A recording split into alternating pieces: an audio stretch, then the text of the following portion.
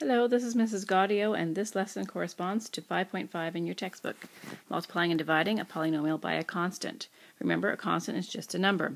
So to do this, we use the distributive property, which means that we take the first number and we multiply it by everything inside the bracket. So the first multiplication we have for this product, determine this product here, is 3 times the negative 2.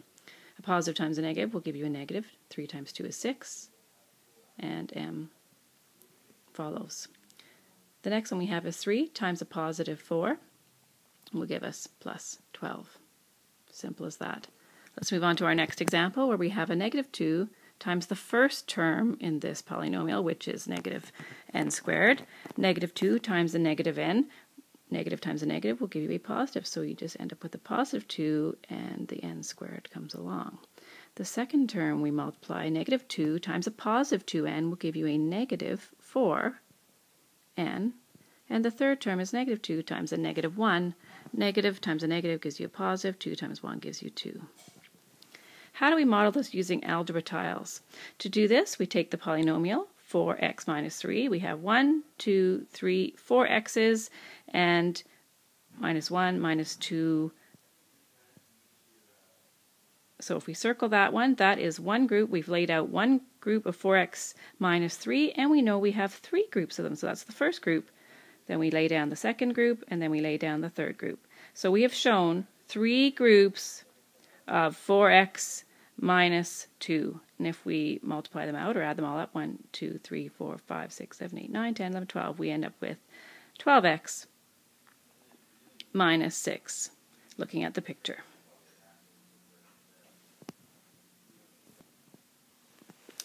For the next section, we are talking about dividing.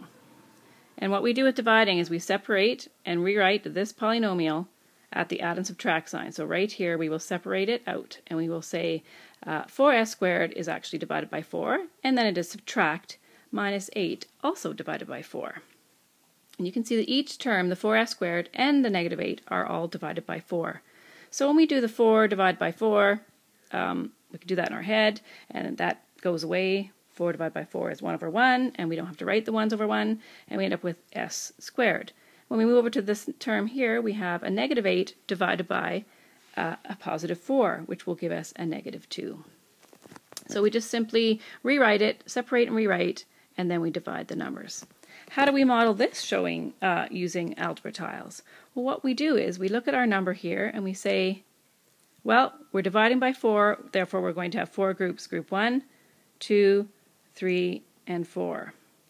And you say to yourself, if I have 4 s squareds and I'm dividing by 4, in each group I will have 1 s squared. Here is your s squared. And your number is a minus 8 divided by 4, which leaves you with the minus 2. So here is the one group. And of course you have 4 groups of them. Let's do another example with dividing. Again, we're going to rewrite them, so it will be negative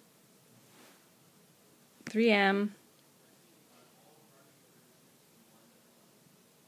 squared divided by negative 3 plus 15 mn divided by negative 3 subtract 21 n squared, and that one is divided by negative 3.